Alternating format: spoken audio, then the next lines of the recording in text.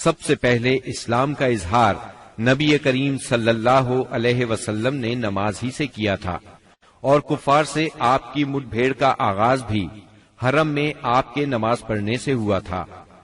آیات یہ ہیں: ہرگز نہیں، انسان سرکشی کرتا ہے اس بنا پر کہ وہ اپنے آپ کو بے نیاز دیکھتا ہے، حالانکہ پلٹنا یقیناً تیرے رب ہی کی طرف ہے۔ تم نے اس شخص کو دیکھا جو ایک بندے کو منع کرتا ہے جبکہ وہ نماز پڑھتا ہو، تمہارا کیا خیال ہے اگر وہ بندہ راہ راست پر ہو یا تقوی کی تلقین کرتا ہو؟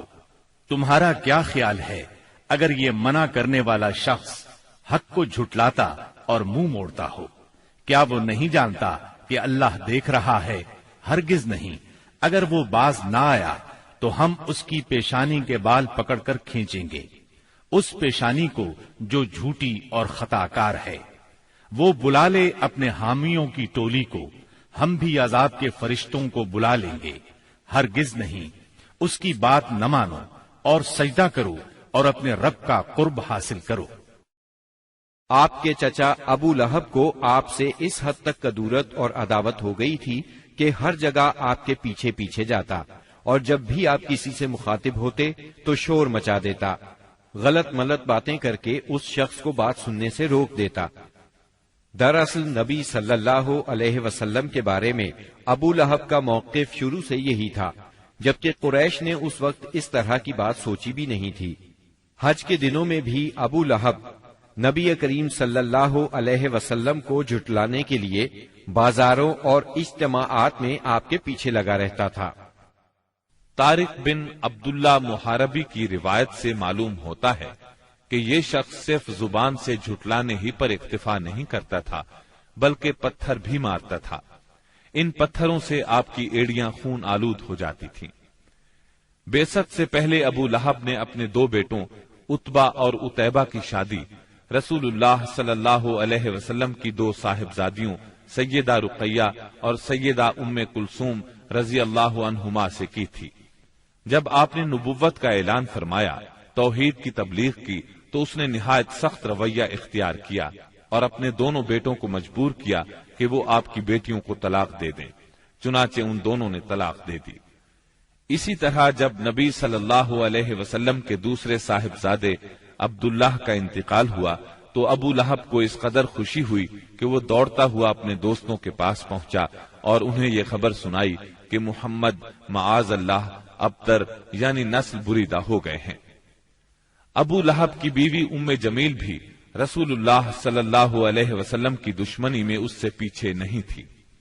اس کا نام اروا تھا جو حرب بن امیہ کی بیٹی اور ابو سفیان کی بہن تھی۔ یہ آپ کے راستے میں رات کے وقت کانٹے بچھا دیا کرتی تھی، بہت بد زبان تھی، فساد برپا کرنے والی تھی۔ قرآن میں اسے حمالۃ الحطب یعنی لکڑی ڈھونے والی کا لقب دیا گیا ہے۔ جب اسے معلوم ہوا کہ اس کی اور اس کے شوہر کی مذمت میں قرآن نازل ہوا ہے تو وہ رسول اللہ صلی اللہ علیہ وسلم کو تلاش کرتی ہوئی آئی۔ آپ خانہ کعبہ کے پاس مسجد حرام میں تشریف فرما تھے۔ سیدنا ابو بکر صدیق رضی اللہ عنہ بھی ساتھ تھے۔ اس کی مٹھی میں پتھر تھے۔ آپ کے سامنے آ کھڑی ہوئی تو اللہ تعالیٰ نے اس کی نگاہ پکڑ لی اور وہ رسول اللہ صلی اللہ علیہ وسلم کو نہ دیکھ سکی۔ البتہ ابو بکر صدیق اسے نظر آ رہے تھے۔ اس نے پوچھا، ابو بکر تمہارا ساتھی کہاں ہے؟ مجھے معلوم ہوا ہے کہ وہ میری حجب کرتا ہے۔ اللہ کی قسم اگر میں اس تک پہنچ گئی تو یہ پتھر اس کے منہ پر ماروں گی۔ دیکھو اللہ کی قسم میں بھی شاعرہ ہوں۔ یہ کہہ کر اس نے شعر پڑھا، مزمما عصینا وامرہ ابینا ودینہ قلینا۔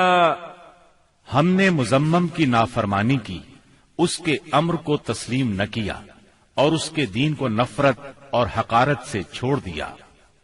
اس کے بعد وہ واپس چلی گئی۔ سیدنا ابو بکر صدیق رضی اللہ عنہ نے عرض کیا، اے اللہ کے رسول، کیا اس نے آپ کو دیکھا نہیں؟ آپ نے فرمایا، نہیں، اس نے مجھے نہیں دیکھا، اللہ نے اس کی نگاہ پکڑ لی تھی۔ بہرحال نبی صلی اللہ علیہ وسلم اپنی تبلیغ میں لگے رہے۔ مجمعوں اور محفلوں میں پہنچ کر اسلام کا پیغام دیتے رہے۔ آپ کتاب اللہ کی آیات پڑھتے اور سابقہ رسولوں نے جو پیغام دیا تھا وہی پیغام لوگوں کو سناتے۔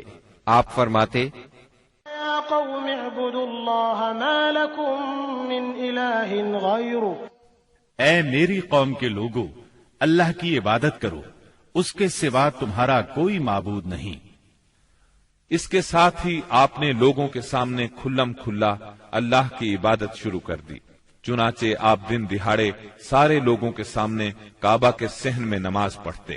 آپ کی تبلیغ آہستہ آہستہ کامیاب ہوتی چلی گئی۔ قریش اس پوری صورتحال کو تشویش کی نظر سے دیکھ رہے تھے۔ ابھی تھوڑا عرصہ گزرا تھا کہ حج کا موسم آ گیا۔ کفار حاجیوں کے سلسلے میں پریشان ہو گئے۔ چنانچہ ان کی ایک جماعت ولید بن مغیرہ کے پاس آئی۔ یہ ان میں عمر رسیدہ اور مرتبے والا آدمی تھا۔ اس نے کہا، دیکھو حج کا موسم آ گیا ہے، اب ہر طرف سے لوگ تمہارے پاس آئیں گے اور وہ ان صاحب کا معاملہ سن ہی چکے ہیں، لہذا کوئی ایک رائے طے کر لو اور مختلف کو جھٹلا بیٹھو گے۔ لوگوں نے کہا، تب پھر آپ ہی بتائیں ہمیں کیا کرنا چاہیے، کیا کہنا چاہیے؟ اس نے کہا، نہیں بلکہ تم کہو میں سنوں گا۔ لوگوں نے کہا، اچھا تو ہم ان سے کہیں گے یہ کاہن ہے۔ یہ سن کر ولید بن مغیرہ نے جواب دیا، وہ کاہن نہیں ہے، ہم نے کاہنوں کو دیکھا ہے، اس میں نہ ان جیسی گنگناہٹ ہے نہ تک بندی۔ تب ان لوگوں نے کہا، ہم کہیں گے وہ پاگل ہے۔ ولید بن مغیرہ نے جواب دیا، وہ پاگل بھی نہیں ہے، ہم لوگ پاگل پن کو بھی پہچانتے ہیں، اس میں نہ پاگلوں کسی گھٹن ہے، نہ الٹی سیدھی حرکتیں، نہ بہکی بہکی باتیں۔ لوگوں نے کہا، تب پھر ہم کہیں گے وہ شاعر ہے۔ ولید بن مغیرہ بولا، وہ شاعر بھی نہیں ہے، ہمیں شعر و شاعری کی تمام قسمیں معلوم ہیں، وہ شاعر نہیں ہے۔ وہ بولے، اچھا تو ہم کہیں گے وہ جادوگر ہے۔ ولید بن مغیرہ نے کہا، وہ جادوگر بھی نہیں ہے، ہم نے جادو اور جادوگر سب دیکھے ہیں، اس میں ان جیسی جھاڑ پھونک ہے نہ گرہ بندی۔ انہوں نے کہا، تب پھر آخر ہم ان سے کیا کہیں، کیا بتائیں، یہ کون ہے، کیا ہے؟ اس نے جواب میں کہا، اللہ کی قسم، اس کی بات میں مٹھاس ہے، تازگی ہے، اس کی جڑ پائیدار اور شاخ پھلدار ہے، تم جو بھی کہو گے واضح ہو جائے گا کہ تم نے جھوٹ کہا ہے۔ ویسے زیادہ مناسب یہی ہے کہ تم کہہ دو وہ جادوگر ہے اور اس کی باتوں میں جادو ہے، وہ اس کے ذریعے سے باپ بیٹے میں، بھائی بھائی میں، میاں بیوی میں، آدمی اور اس کے خاندان میں لڑائی کروا دیتا ہے، پھوٹ ڈلوا دیتا ہے۔ چنانچہ یہ بات طے کر کے وہ لوگ وہاں سے اٹھے۔ اب انہوں نے حج کے لیے آنے والوں کی راہوں میں بیٹھنا شروع کیا۔ اب جو بھی ان کے پاس سے گزرتا اسے آپ کے بارے میں بتاتے، انہیں ڈراتے اور کہتے کہ تم لوگ اس شخص کے جال میں نہ آ جانا۔ نتیجہ یہ ہوا کہ لوگوں نے آپ کو دیکھنے اور آپ کی باتیں سننے سے پہلے ہی بچ کر رہنے کی ٹھان لی۔ اس کے بعد جب حج کے دن آ گئے تب نبی اکرم صلی اللہ علیہ وسلم نے حاجیوں کے مجمعوں میں اور ان کے ڈیروں پر جانا شروع کر دیا۔ جا کر انہیں اسلام کی طرف بلانا شروع کیا۔ آپ فرماتے، لوگو لا الہ الا اللہ کہو، کامیاب ہو جاؤ گے۔ ادھر ابو لہب کا یہ حال تھا کہ وہ آپ کے پیچھے پیچھے لگا رہتا، آپ کو جھٹلاتا جاتا، تکلیف بھی پہنچاتا۔ اس طرح جب اس حج سے حاجی واپس لوٹے تو پورے عرب میں نبی صلی اللہ علیہ وسلم کا چرچا ہو گیا۔ قرآن مجید کی سورہ المدثر کی آیات 11 تا 26 میں اس واقعے کی طرف نشاندہی کی گئی ہے۔ چھوڑ دو مجھے اور اس شخص کو جسے میں نے اکیلا پیدا کیا، بہت سا مال اسے دیا، اس کے ساتھ ساتھ حاضر رہنے والے بیٹے دیے اور اس کے لیے ریاست کی راہ ہموار کی۔ پھر وہ طمع رکھتا ہے کہ میں اسے اور زیادہ دوں گا، ہرگز نہیں، وہ ہماری آیات سے عناد رکھتا ہے، میں تو اسے بہت جلد ایک کٹھن چڑھائی چڑھاؤں گا۔ اس نے سوچا اور کچھ بات بنانے کی کوشش کی تو رب کی مار اس پر۔ اس نے کیسی بات بنانے کی کوشش کی؟ ہاں، رب کی مار اس پر۔ اس نے کیسی بات بنانے کی کوشش کی؟ پھر لوگوں کی طرف دیکھا، پھر پیشانی سکیڑی اور منہ بنایا، پھر پلٹا اور تکبر میں پڑ گیا۔ آخر کار بولا کہ یہ کچھ نہیں ہے مگر ایک جادو جو پہلے سے چلا آ رہا ہے، یہ تو ایک انسانی کلام ہے، بہت جلد میں اسے دوزخ میں پھینک دوں گا۔ اسلام کی اشاعت بڑھ رہی تھی، لیکن اس کے ساتھ ساتھ قریش کا ظلم و ستم بھی شدید سے شدید تر ہوتا جا رہا تھا۔ پھر آپ ایک مخلص صحابی ارقم بن ابی ارقم رضی اللہ عنہ کے گھر میں تبلیغ کا کام کرنے لگے، یعنی وہ گھر آپ کی تبلیغ کا مرکز ٹھہرا۔ مسلمانوں کو اسلامی تحریک کے سب سے پہلے مرکز دار ارقم کا علم تھا، چنانچہ کوئی اجنبی شخص مسلمان ہونے کے لیے آتا تو اہل اسلام اسے بھی دار ارقم پہنچا دیا کرتے تھے۔ قریش کی سختیاں اور حالات جب ناقابل برداشت ہو گئے تو آپ نے اپنے اصحاب سے فرمایا، حبشہ کا بادشاہ اسہمہ نجاشی ایک انصاف پسند حکمران ہے اور اس کے ملک میں کسی پر ظلم نہیں ہوتا، لہذا تم حبشہ کی طرف ہجرت کر جاؤ۔ اس ہدایت کے مطابق رجب 5 نبوت میں صحابہ کرام کے پہلے قافلے نے ہجرت کی۔ اس میں 12 مرد اور 4 عورتیں تھیں اور ان کے امیر سیدنا عثمان بن عفان رضی اللہ عنہ تھے۔ ان کے ساتھ ان کی زوجہ محترمہ سیدہ رقیہ رضی اللہ عنہا تھی۔ یہ نبی اکرم صلی اللہ علیہ وسلم کی صاحبزادی تھی اور یہ سیدنا ابراہیم علیہ السلام اور سیدنا لوط علیہ السلام کے بعد پہلا گھرانہ تھا جس نے اللہ کے راستے میں ہجرت کی تھی۔ یہ لوگ رات کی تاریکی میں خاموشی سے نکلے اور جدہ کے جنوب میں واقع بحر احمر کی بندرگاہ شعیبہ کا رخ کیا۔ خوش قسمتی سے وہاں 2 تجارتی جہاز موجود تھے۔ یہ لوگ ان پر سوار ہو کر حبشہ پہنچ گئے۔ ادھر قریش کو ان کی روانگی کا علم ہوا تو مارے غیظ و غضب کے ان کا برا حال ہو گیا۔ فوراً آدمی دوڑائے گئے تاکہ ان حضرات کو پکڑا جا سکے اور خوب سزا دی جا سکے، یہاں تک کہ وہ اللہ کا دین چھوڑ دیں۔ لیکن ان کے ساحل تک پہنچنے سے پہلے مسلمان سمندر میں دور جا چکے تھے، لہذا یہ لوگ ساحل سے نامراد واپس آ گئے۔ اس ہجرت کے کوئی 2 ماہ بعد رمضان 5 نبوت میں ایک روز رسول اللہ صلی اللہ علیہ وسلم مسجد حرام میں تشریف لائے۔ اس وقت وہاں قریش کے بہت سارے لوگ موجود تھے، ان میں ان کے سردار اور بڑے بڑے لوگ بھی تھے۔ آپ نے ان کے درمیان کھڑے ہو کر سورہ نجم کی تلاوت شروع کر دی۔ ایسا نفیس کلام انہوں نے پہلے کبھی نہیں سنا تھا۔ اب جو ان کے کانوں میں گونجا تو بے خود ہو گئے، دم بخود ہو کر سنتے رہ گئے، اس طرح خاموش اور ساکت ہو گئے کہ آپ کو روکنے کا ہوش بھی نہ رہ گیا۔ بلکہ سورت کے آخر میں جب ڈانٹ ڈپٹ والی آیات آئیں تو ان کے دل کانپ گئے، ہوش اڑ گئے، اور جو ہی آپ نے یہ حکم سنایا کہ فَاسْجُدُوا لِلَّهِ وَاعْبُدُوا، یعنی اللہ کے لیے سجدہ کرو اور اس کی عبادت کرو، تو سب کے سب سجدہ ریز ہو گئے۔ کسی کو اس حکم ربانی سے سرتابی کا یارہ نہ رہا۔ امام بخاری رحمت اللہ علیہ نے سیدنا عبداللہ بن مسعود رضی اللہ عنہ سے روایت کی ہے کہ نبی صلی اللہ علیہ وسلم نے سورہ نجم پڑھی، پھر سجدہ کیا تو قوم کا کوئی فرد نہ بچا جس نے سجدہ نہ کیا ہو۔ ایک آدمی نے ایک مٹھی کنکری یا مٹی کی لی اور اس کو اپنے چہرے کے اوپر تک لے گیا اور کہا، میرے لیے یہی کافی ہے۔ بعد میں نے دیکھا کہ وہ حالت کفر میں مارا گیا۔ یہ امیہ بن خلف تھا جو بدر کے دن مارا گیا۔ گویا اس وقت جتنے لوگ تھے ان میں سے بس ایک امیہ بن خلف ایسا تھا جس نے مکمل طور پر سجدہ نہیں کیا، البتہ ایک مٹھی میں کنکریاں لے کر اپنی پیشانی تک لے گیا۔ اس نے سجدہ کرنے والوں کا بس اس حد تک ساتھ دیا تھا۔ اس واقعے کی خبر حبشہ پہنچ گئی، یعنی تمام قریش کے سجدہ کرنے کی خبر۔ اس پر مسلمانوں نے سمجھا کہ وہ سب کے سب مسلمان ہو گئے ہیں۔ وہ سب خوشی خوشی ماہ شوال میں مکے کی طرف روانہ ہو گئے، لیکن جب مکے کے اس قدر قریب پہنچ گئے کہ ایک دن سے بھی کم وقت کی مسافت باقی رہ گئی، تب انہیں اصل بات کا پتہ چلا۔ اس پر کچھ لوگ تو وہیں سے واپس حبشہ چلے گئے اور کچھ چھپ چھپا کر یا کسی کی پناہ لے کر مکہ آ گئے۔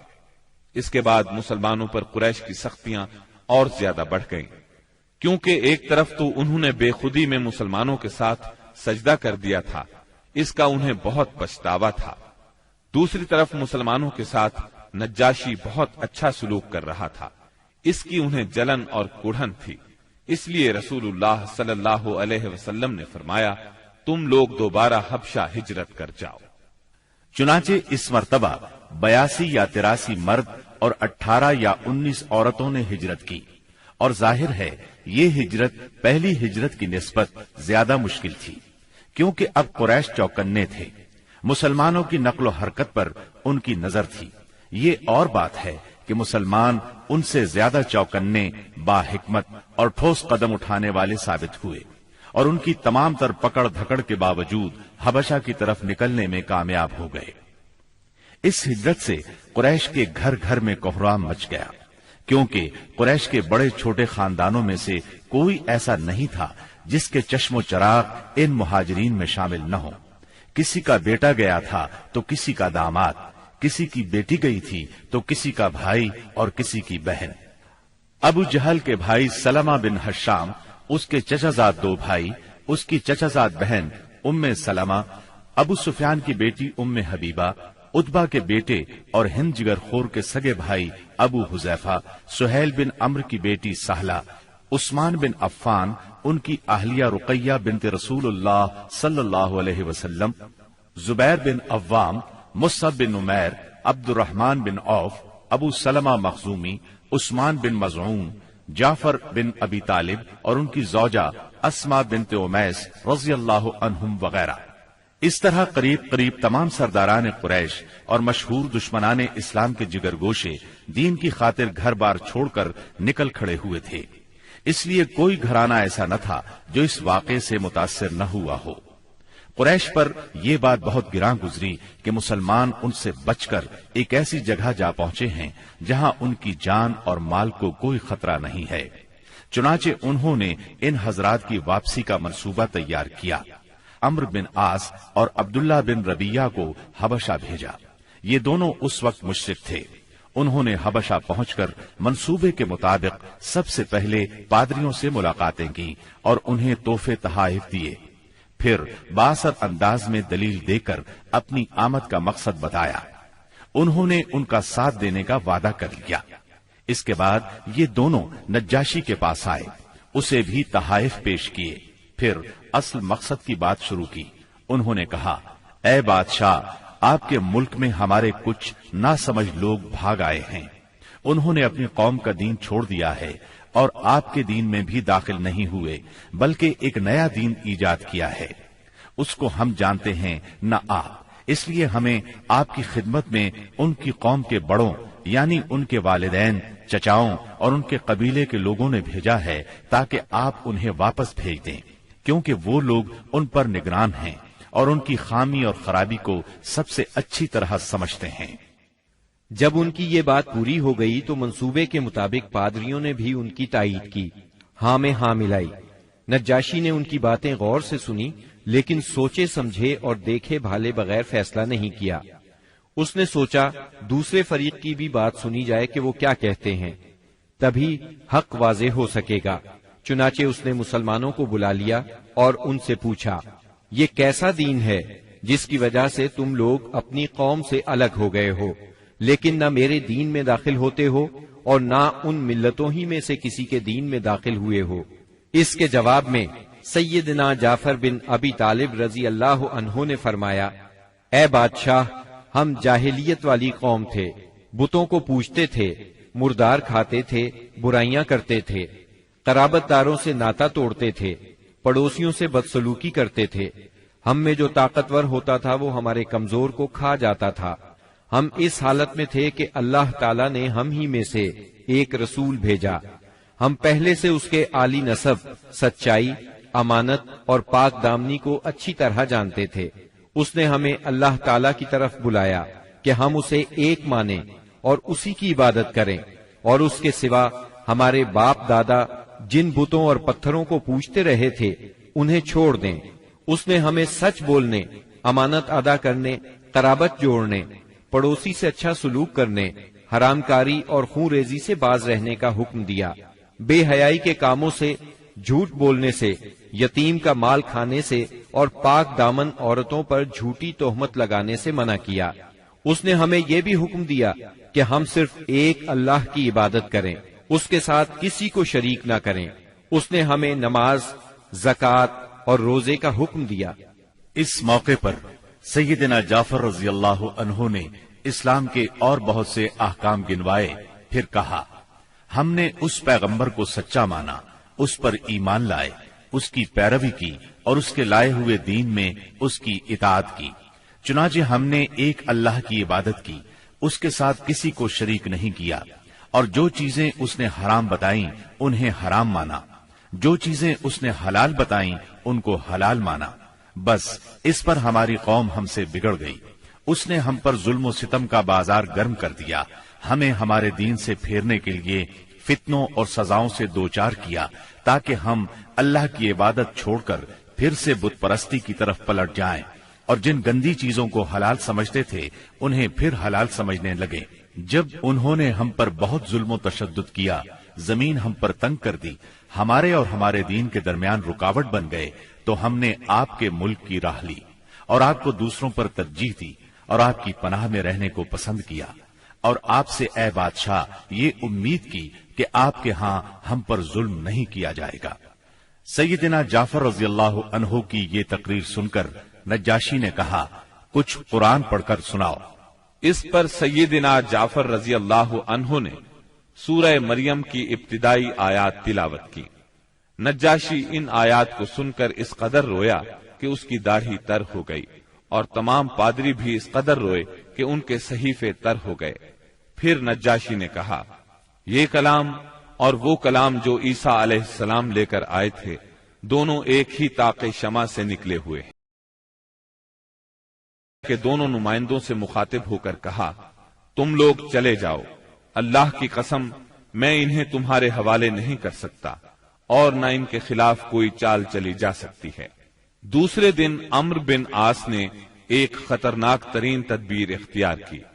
نجاشی سے جا کر کہا، اے بادشاہ، یہ لوگ عیسیٰ علیہ السلام کے بارے میں ایک بڑی بات کہتے ہیں۔ اس پر نجاشی نے پھر مسلمانوں کو بلوایا اور سیدنا عیسیٰ علیہ السلام کے بارے میں سوال کیا۔ سیدنا جعفر رضی اللہ عنہ نے فرمایا، ہم ان کے بارے میں وہی بات کہتے ہیں جو نبی صلی اللہ علیہ وسلم لے کر آئے ہیں، یعنی وہ اللہ کے بندے ہیں، اس کے رسول، اس کی روح اور اس کا وہ کلمہ ہے جسے اللہ نے کنواری پاک دامن مریم علیہ السلام کی طرف القاء کیا تھا۔ اس پر نجاشی نے زمین سے تنکا اٹھایا اور کہا، اللہ کی قسم، جو کچھ تم نے کہا ہے اس سے عیسیٰ علیہ السلام اس تنکے کے برابر بھی بڑھ کر نہیں تھے۔ چنانچہ تم لوگ میرے ملک میں امن اور چین سے رہو، جو تمہیں گالی دے گا اس پر تاوان لگایا جائے گا۔ مجھے سونے کا پہاڑ ملے تو بھی میں گوارا نہیں کروں گا کہ تم میں سے کسی کو ستایا جائے۔ اس کے بعد اس نے حکم دیا کہ قریش کے نمائندوں کو ان کے تحفے واپس کر دیے جائیں۔ چنانچہ یہ دونوں صاحبان منہ لٹکائے واپس مکہ لوٹ آئے، اور مسلمانوں نے وہاں اچھے دیار میں اچھے ہمسائے کے ساتھ قیام کیا۔ بہرحال مشرکین کی چال ناکام ہو گئی۔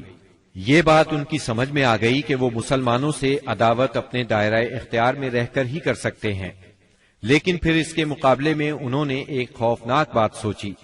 دراصل انہیں اچھی طرح احساس ہو گیا تھا کہ اس مسئلے سے نمٹنے کے لیے ان کے سامنے دو ہی راستے رہ گئے ہیں، یہ کہ رسول اللہ صلی اللہ علیہ وسلم کو طاقت کے ذریعے تبلیغ سے روک دیں، یا پھر آپ کے وجود ہی کا صفایا کر دیں۔ تاہم دوسری صورت ان کے لیے بہت مشکل تھی، اس لیے کہ ابو طالب آپ کے محافظ تھے اور وہ مشرکین کے عزائم کے سامنے آہنی دیوار تھے۔ اس لیے یہی مفید سمجھا گیا کہ ابو طالب سے دو باتیں کی جائیں۔ اس تجویز کے بعد سرداران قریش ابو طالب کے پاس گئے اور بولے، اے ابو طالب، آپ ہمارے درمیان بہت عزت اور شرف والے ہیں۔ ہم نے آپ سے گزارش کی کہ اپنے بھتیجے کو روکیے، لیکن آپ نے نہیں روکا۔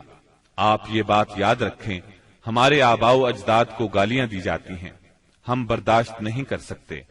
ہماری عقلوں کو اور سمجھ بوجھ کو حماقت کہا جائے، ہمارے خداؤں کی عیب جوئی کی جائے، یہ ہم ہرگز برداشت نہیں کر سکتے۔ آپ انہیں روک لیجئے، ورنہ پھر ہم آپ سے اور ان سے ایسی جنگ چھیڑ دیں گے کہ ایک فریق کا صفایا ہو کر رہے گا۔ ابو طالب پر اس زوردار دھمکی کا بہت زیادہ اثر ہوا۔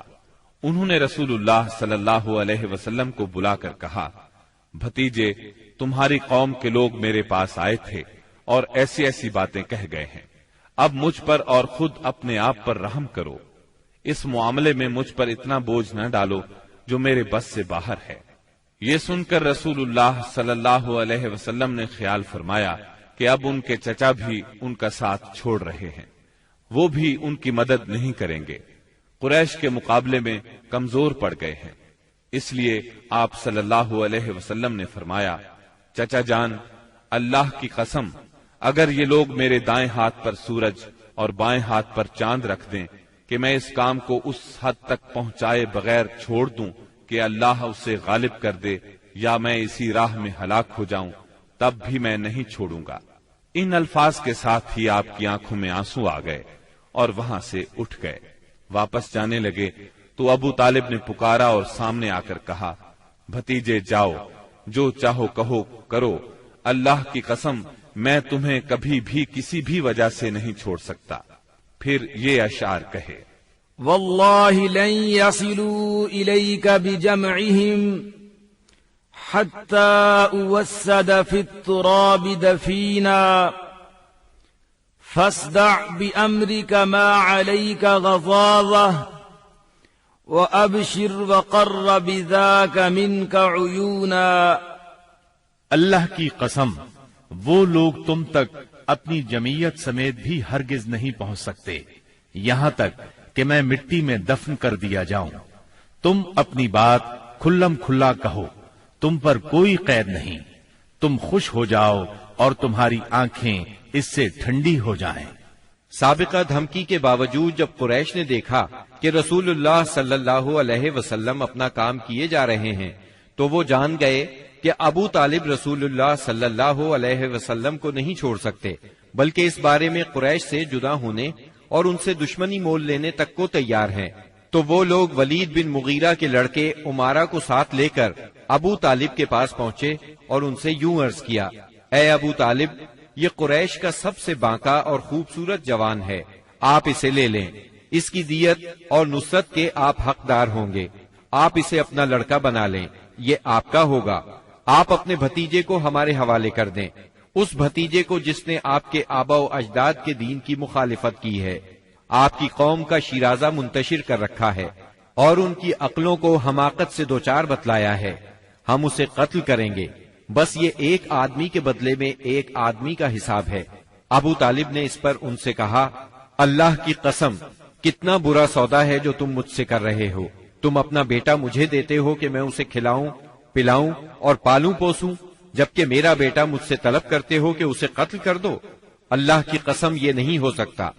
اس پر نوفل بن عبد مناف کا پوتا متم بن عدی بولا، اللہ کی قسم، اے ابو طالب، تم سے تمہاری قوم نے انصاف کی بات کہی ہے اور جو صورت تمہیں ناگوار ہے اس سے بچنے کی کوشش کی ہے، لیکن میں دیکھتا ہوں کہ تم ان کے سلسلے میں کسی بات کو قبول نہیں کرنا چاہتے۔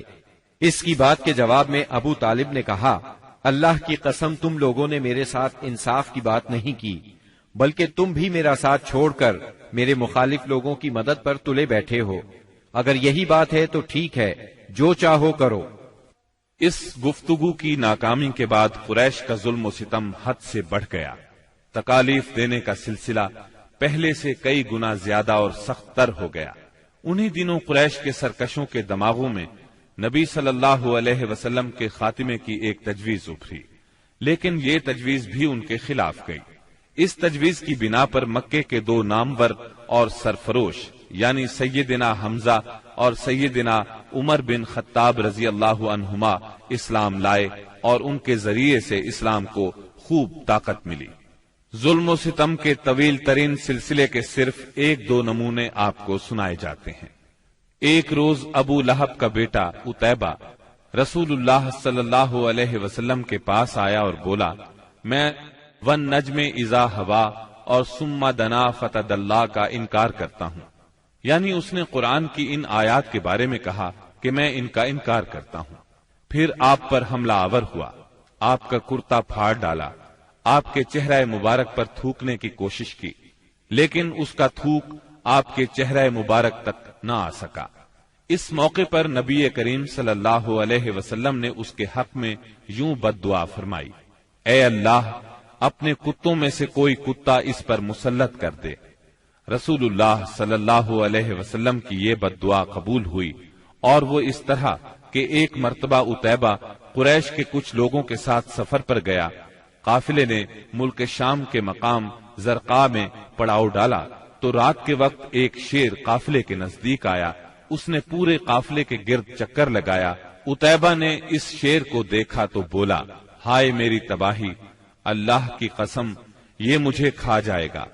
محمد نے مجھے بد دعا دی تھی، دیکھو میں شام میں ہوں، اس نے مکے میں رہتے ہوئے مجھے مار ڈالا۔ اس وقت تو شیر چلا گیا۔ لوگوں نے عتیبہ کو دلاسا دیا کہ فکر کرنے کی کوئی بات نہیں۔ پھر اس کی حفاظت کی خاطر اس کے چاروں طرف جانور کھڑے کر دیے، تاکہ اگر رات کے وقت شیر آ جائے تو عتیبہ کی بجائے کسی جانور کو کھا لے، عتیبہ کی طرف رخ نہ کرے۔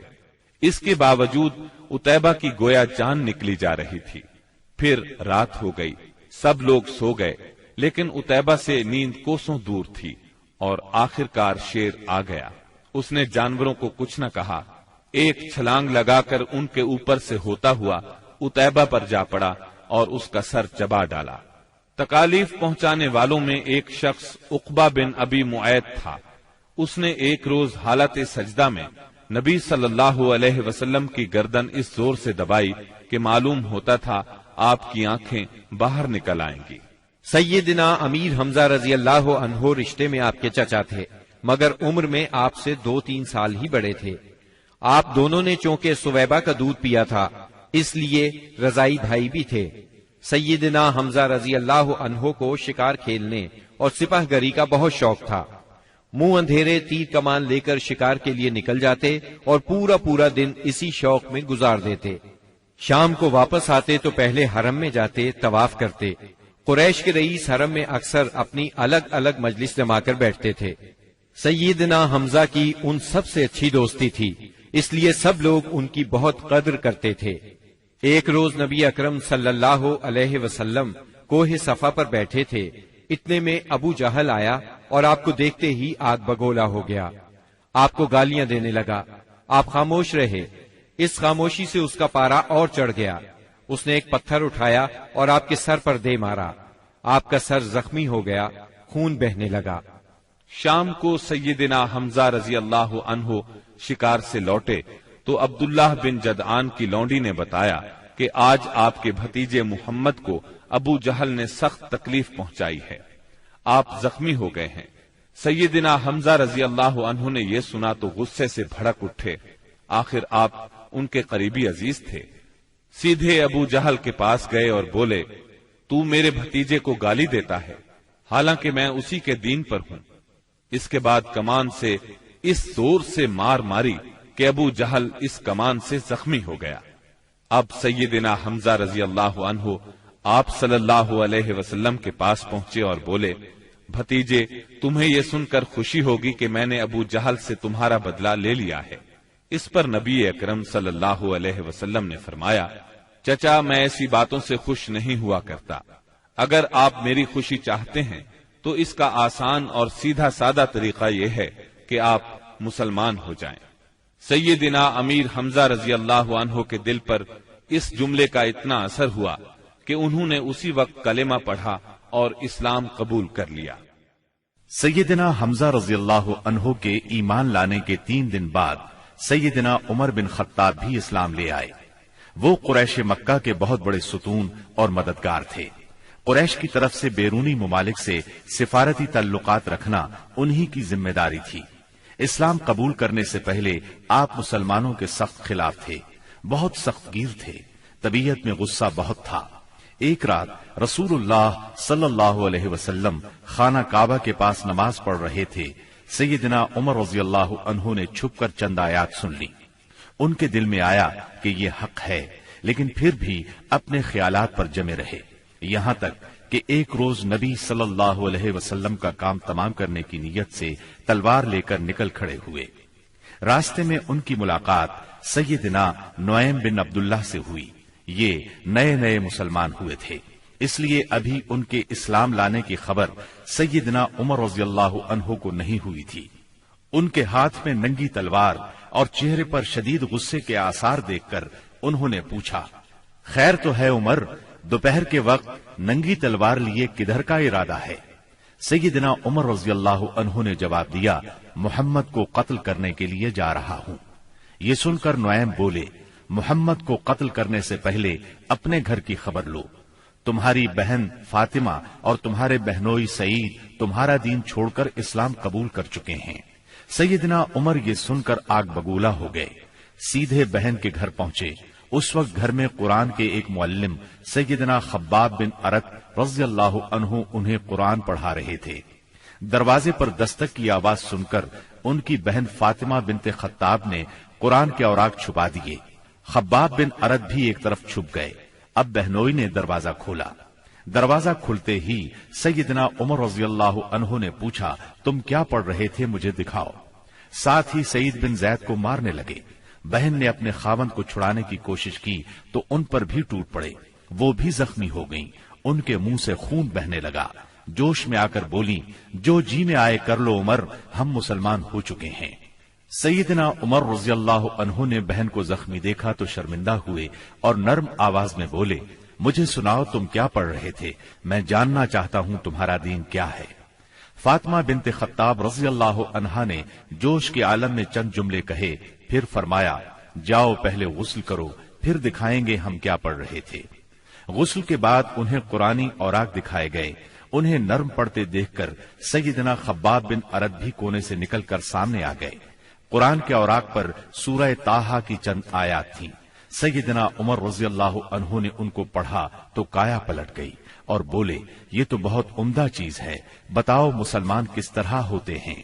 سیدنا خباب بن ارت نے کہا، اے عمر، جمعرات کی رات رسول اللہ صلی اللہ علیہ وسلم نے اللہ تعالی سے دعا کی تھی کہ اے اللہ، ابو جہل یا عمر بن خطاب سے اسلام کو تقویت دے۔ تمہیں خوشخبری ہو کہ یہ سعادت تمہارے حصے میں آ رہی ہے۔ رسول اللہ صلی اللہ علیہ وسلم دار ارقم میں ہیں۔ سیدنا عمر رضی اللہ عنہ ان کے ساتھ دستک دی۔ دروازہ کھلنے پر اندر موجود لوگ سیدنا عمر رضی اللہ عنہ کو دیکھ کر چونک اٹھے۔ نبی صلی اللہ علیہ وسلم کو بتایا تو آپ نے فرمایا، آنے دو۔ سیدنا عمر رضی اللہ عنہ اندر داخل ہوئے۔ آپ صلی اللہ علیہ وسلم نے ان کا کرتا پکڑ کر کھینچا اور فرمایا، عمر، کس ارادے سے آئے ہو؟ سیدنا عمر رضی اللہ عنہ نے فوراً کلمہ پڑھا، اشہد اللہ الہ الا اللہ وانک رسول اللہ، میں گواہی دیتا ہوں کہ یقیناً اللہ کے سوا کوئی لائق عبادت نہیں اور یقیناً آپ اللہ کے رسول ہیں۔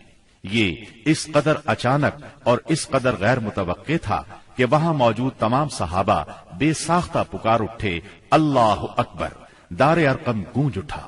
سیدنا عمر رضی اللہ عنہ کا ایمان لے آنا کوئی معمولی واقعہ نہیں تھا۔ مسلمانوں میں خوشی کی لہر دوڑ گئی۔ دوسری طرف قریش اپنی تدابیر میں مصروف تھے۔ ایک روز کچھ سردار مسجد حرام میں محفل جمائے بیٹھے تھے، جبکہ آپ ایک کونے میں الگ بیٹھے تھے۔ مسلمانوں کی بڑھتی ہوئی تعداد نے قریش کی پریشانی میں بہت اضافہ کر دیا تھا، لہذا اس موقع پر ابو سفیان کے خسر عتبہ بن ربیعہ نے قریش کے سرداروں سے کہا، صاحبو، اگر آپ لوگ پسند کریں تو میں جا کر محمد سے بات کروں اور ان کے سامنے چند تجاویز رکھوں، شاید کہ وہ ان میں سے کوئی تجویز مان لیں اور ہم لوگ بھی اس کو قبول کر لیں۔ ہو سکتا ہے اس طرح وہ ہماری مخالفت سے باز آ جائیں۔ سب حاضرین نے اس بات سے اتفاق کیا۔ عتبہ اٹھ کر آپ کے پاس پہنچا اور آپ کے پاس بیٹھ گیا۔ آپ نے اس کی طرف دیکھا تو وہ بولا، بھتیجے، تم اپنی قوم میں اپنے نسب اور خاندان کے اعتبار سے جو حیثیت رکھتے ہو وہ تمہیں معلوم ہے، مگر تم اپنی قوم پر ایک بڑی مصیبت لے آئے ہو۔ تم نے جماعت میں تفرقہ ڈال دیا ہے، ساری قوم کو تم بے وقوف ٹھہراتے ہو، قوم کے معبودوں اور اس کے دین کی برائی کرتے ہو، اور ایسی باتیں کرنے لگے ہو جن کے معنی یہ ہیں کہ ہم سب کے باپ دادا کافر تھے۔ اب ذرا میری بات سنو، کچھ تجاویز تمہارے سامنے رکھتا ہوں، ان پر غور کرو، شاید کہ ان میں سے کسی کو تم قبول کر لو۔ اس کے خاموش ہونے پر آپ نے فرمایا، ابو الولید آپ کہیں، میں سن رہا ہوں۔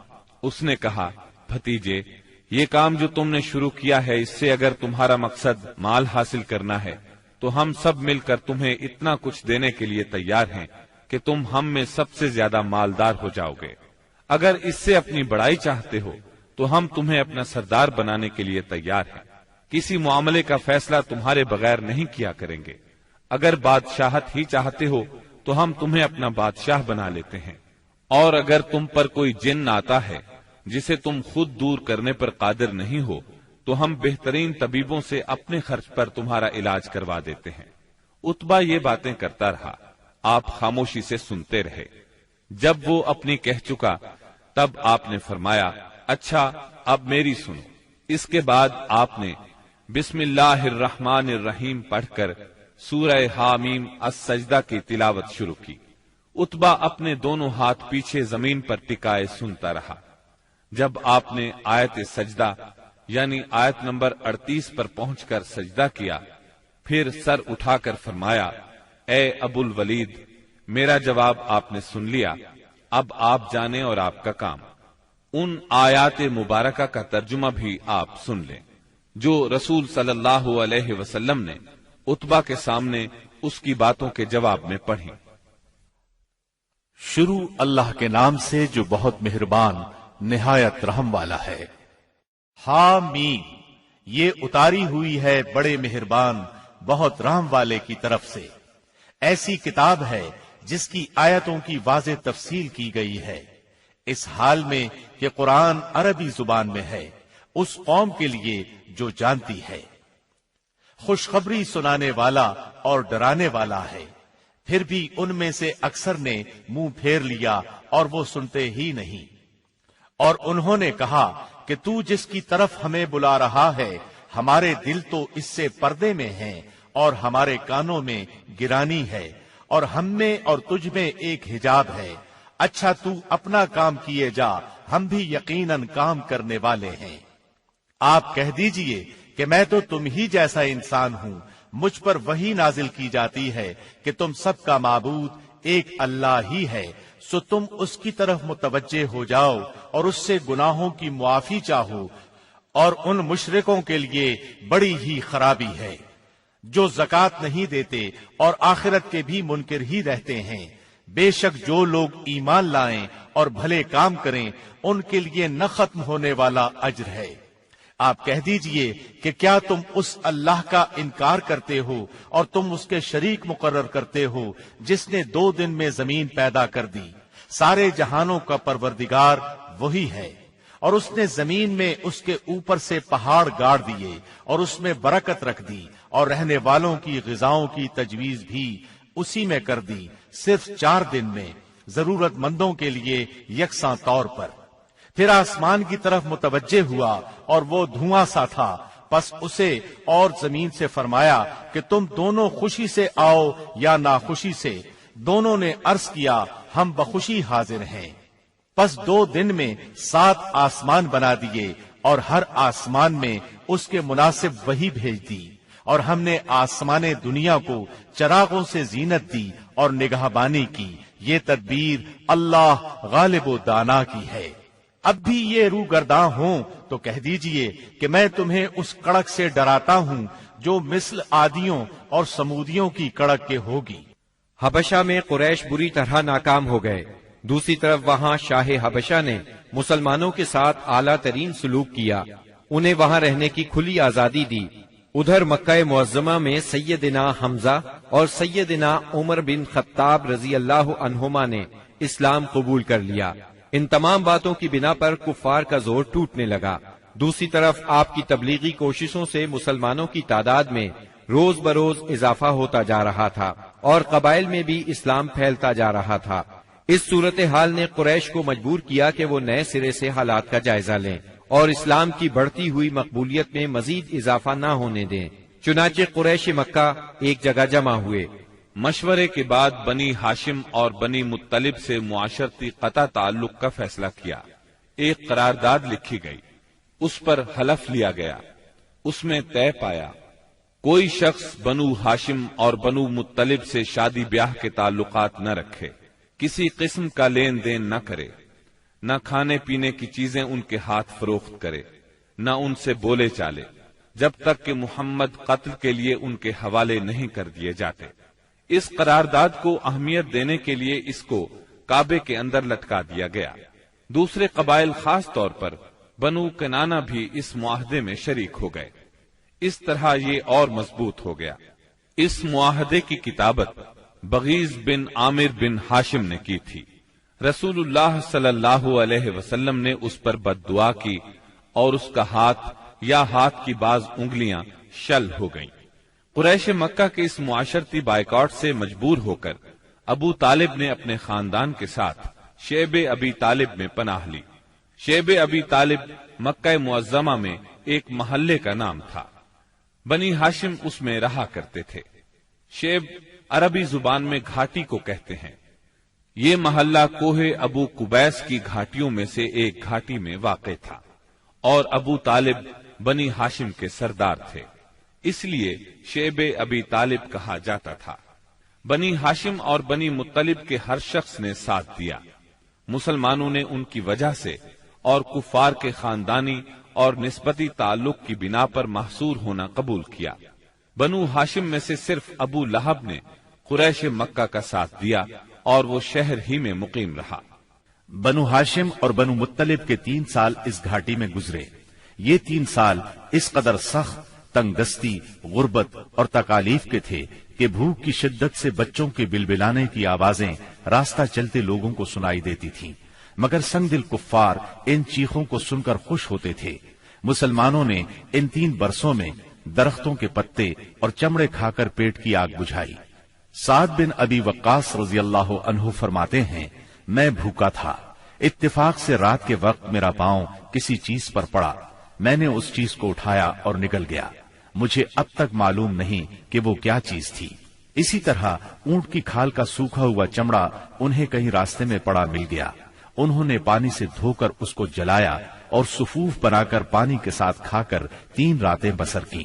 یہ معاشرتی بائیکاٹ اتنا شدید تھا کہ قریش نے کھانے پینے کی اشیاء کا لے جانا بھی بند کر دیا تھا۔ جب کوئی تجارتی قافلہ مکے آتا تو ابو لہب اٹھتا اور اعلان کرتا، کوئی تاجر عام نرخوں پر اصحاب محمد کو فروخت نہ کرے، بلکہ اتنی قیمت بڑھائے کہ وہ چیز ان لوگوں کی قوت خرید سے باہر ہو جائے۔ قریش میں سے بعض لوگوں کے دل ان حضرات کی یہ حالت دیکھ کر کڑتے تھے، کیونکہ وہ ان کے عزیز تھے، چنانچہ ایسے لوگ خفیہ طور پر کھانے پینے کی چیزیں بھیج دیتے تھے۔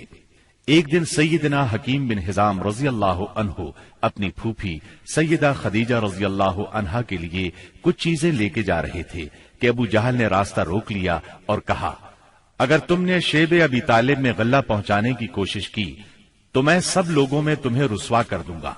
اتفاق سے اس وقت ابو البختری سامنے سے آ گیا۔ واقعے کی تفصیل سن کر ابو جہل سے کہنے لگا، اگر ایک شخص اپنی پھوپھی کے لیے کچھ غلہ بھیجتا ہے تو تم کیوں رکاوٹ بنتے ہو؟ چنانچہ ابو البختری کی مداخلت کی وجہ سے اسے اپنی پھوپھی کے پاس غلہ بھجوانے دیا۔ غرض ایسی ہی تکالیف اور مصائب کی وجہ سے مکے کے بعض نیک دل لوگوں کو یہ سفاکانہ معاہدہ ختم کرنے کا خیال آیا۔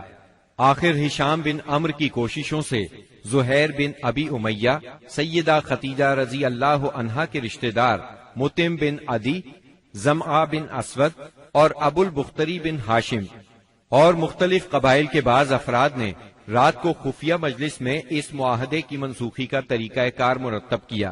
پھر صبح کو کعبۃ اللہ کے پاس اپنے اپنے حلقے میں جمع ہوئے۔ طواف کے بعد پہلے زہیر نے اعلان کیا، جب تک انسانیت کے خلاف اس معاہدے کو ختم نہیں کیا جائے گا میں چین سے نہیں بیٹھوں گا۔ اس پر ابو جہل نے مخالفت کی، لیکن 4 اور نیک دل انسانوں نے اپنے اپنے قبیلے کی طرف سے یکے بعد دیگرے اس بائیکاٹ کو ختم کرنے کا اعلان کیا۔ ابو جہل مجلس کا یہ رنگ دیکھ کر دنگ رہ گیا اور کہنے لگا، یہ معاملہ تو پہلے ہی سے طے شدہ لگتا ہے۔ تکالیف پہنچانے کی پالیسی کے بعد جب قریش نبی کریم صلی اللہ علیہ وسلم کو نفسیاتی حربوں سے شکست نہ دے سکے تو انہوں نے اب ان پر معاشرتی دباؤ ڈالنے کا پروگرام بنایا۔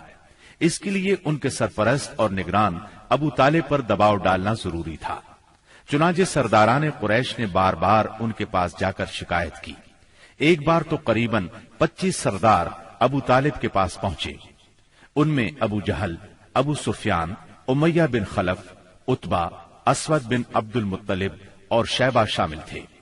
انہوں نے پہلے تو آپ کے خلاف اپنی شکایات بیان کی، پھر کہا ہم آپ کے سامنے ایک انصاف کی بات پیش کرتے ہیں۔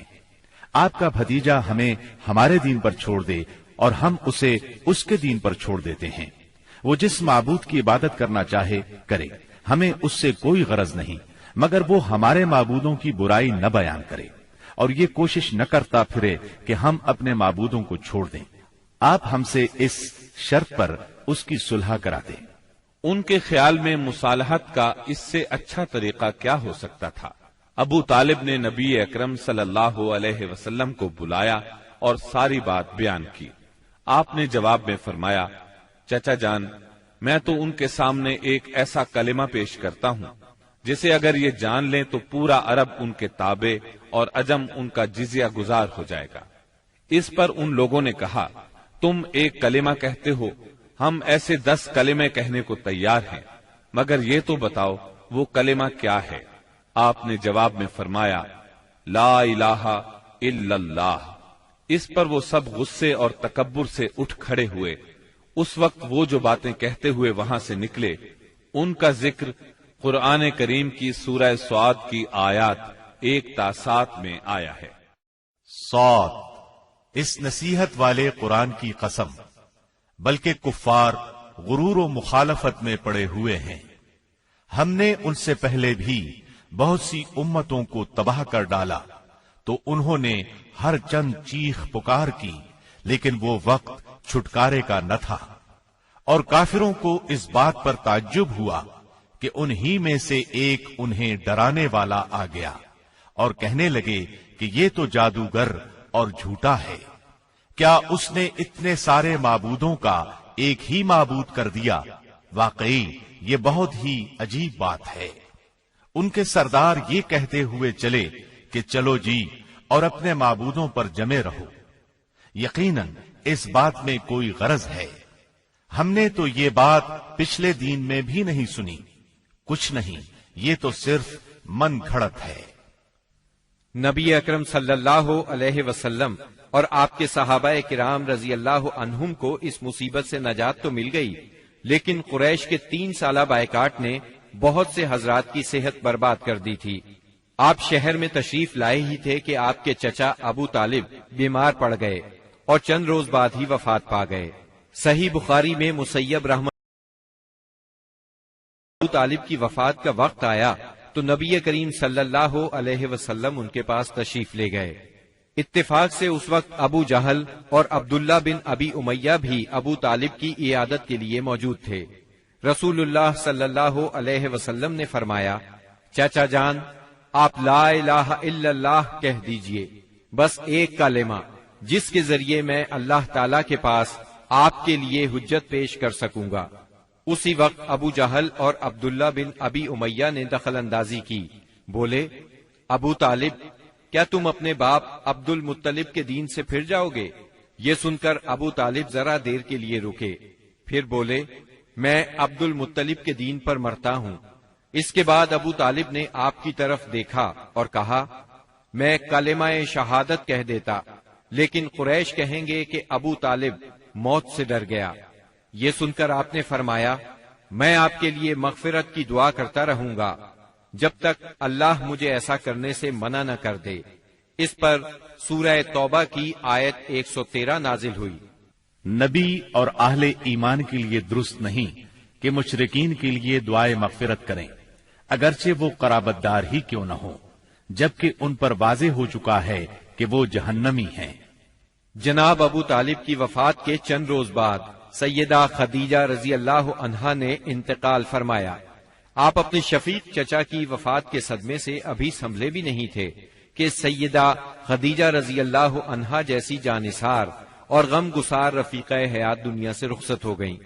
ان کی وفات نبوت کے 10ویں سال ماہ رمضان میں ہوئی۔ اس وقت ان کی عمر 65 برس تھی۔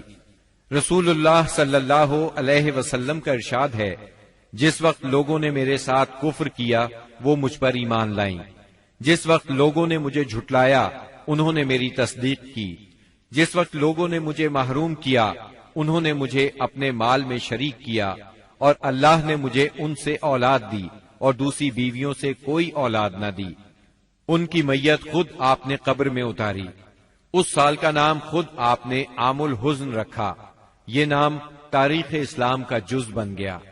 جناب ابو طالب اور سیدہ خدیجہ الکبریٰ کی وفات کے بعد کفار مکہ اور بھی زیادہ دلیر ہو گئے، پہلے سے زیادہ آپ کو تنگ کرنے لگے، یہاں تک کہ آپ کا گھر سے نکلنا بھی مشکل ہو گیا۔ ابو طالب کی وفات پر ابو لہب بنو ہاشم کا سردار بنا۔ شروع ہی میں اس نے اعلان کر دیا کہ آپ اپنے اقوال اور اعمال کے ذمہ دار ہیں۔ یہ اعلان گویا آپ کو برادری سے خارج کر دینے کے برابر تھا کہ جو چاہے آپ کو معاذ اللہ قتل کر دے، قبیلہ آپ کی حمایت نہیں کرے گا۔ آخر کار آپ شوال 10 نبوت اواخر مئی یا اوائل جون 619 عیسوی کو اس ارادے سے طائف تشریف لے گئے کہ بنی ثقیف کو اسلام کی طرف بلائیں، اور اگر وہ اسلام قبول نہ کریں تو انہیں کم از کم اس بات پر آمادہ کریں کہ وہ آپ کو اپنے ہاں چین سے بیٹھ کر کام کرنے کا موقع دیں۔ طائف مکہ معظمہ سے 60 میل کے فاصلے پر پہاڑوں میں ایک سرسبز و شاداب مقام ہے، جو اپنی خوشگوار آب و ہوا کی وجہ سے اہل حجاز کے لیے ایک صحت افزا مقام کی حیثیت رکھتا ہے۔ جس وقت آپ نے طائف کا سفر اختیار کیا، وہاں قبیلہ بنو ثقیف برسر اقتدار تھا۔ آپ کو اس وقت کوئی سواری تک میسر نہیں تھی۔ مکہ معظمہ سے طائف تک کا سفر آپ نے پیدل طے کیا۔ آپ کے ساتھ صرف زید بن حارثہ رضی اللہ عنہ تھے۔ راستے میں جس قبیلے سے گزر ہوتا اسے اسلام کی دعوت دیتے، لیکن کسی نے بھی دعوت قبول نہ کی۔ وہاں پہنچ کر آپ نے 10 دن قیام فرمایا۔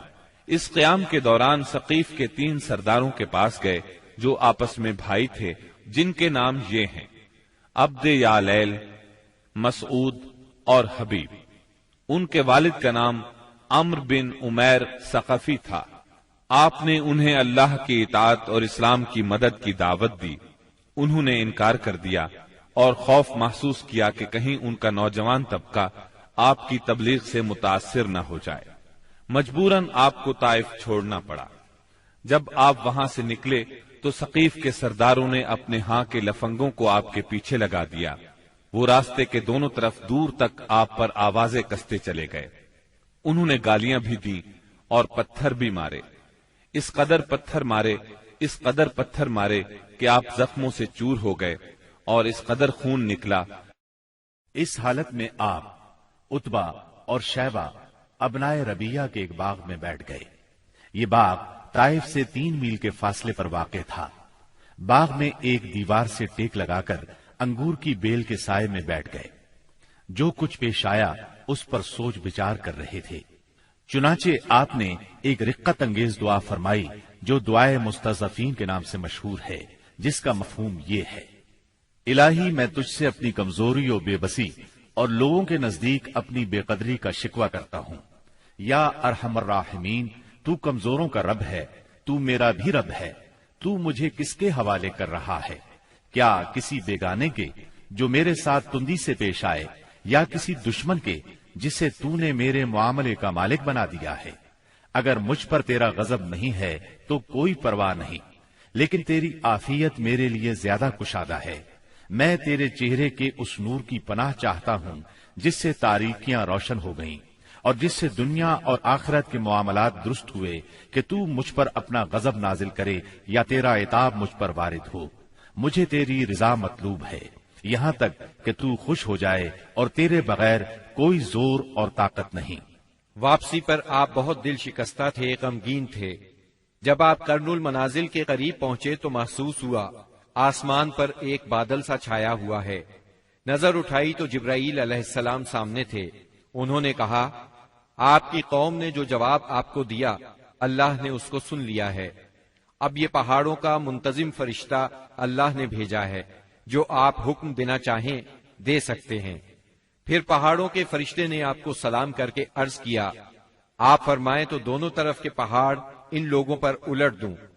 آپ نے فرمایا نہیں، بلکہ مجھے امید ہے کہ اللہ تعالیٰ ان کی نسل سے ایسے لوگ پیدا کرے گا جو صرف ایک اللہ کی عبادت کریں گے اور اس کے ساتھ کسی کو شریک نہیں ٹھہرائیں گے۔ آپ طائف سے نکل کر چند روز نخلا کے مقام پر ٹھہرے، پریشان تھے کہ اب کیسے مکہ جاؤں۔ طائف میں جو کچھ گزری اس کی خبریں وہاں تک پہنچ چکی ہوں گی۔ اب تو کفار پہلے سے بھی زیادہ دلیر ہو جائیں گے۔ انہی دنوں کا ذکر ہے، ایک رات آپ نماز میں قرآن پڑھ رہے تھے کہ جنوں کے ایک گروہ کا ادھر سے گزر ہوا۔ انہوں نے قرآن سنا تو ایمان لے آئے، اپنی قوم میں جا کر تبلیغ شروع کر دی، اور اللہ نے اپنے نبی کو یہ خوشخبری سنائی کہ انسان اگرچہ آپ کی دعوت کو قبول نہیں کر رہے مگر بہت سے جن اس کے گرویدہ ہو گئے ہیں اور اس دعوت کو اپنی جنس میں پھیلا رہے ہیں۔ اس واقعے کی تفصیل سورہ احقاف کی آیات 29 تا 31 میں درج ہے۔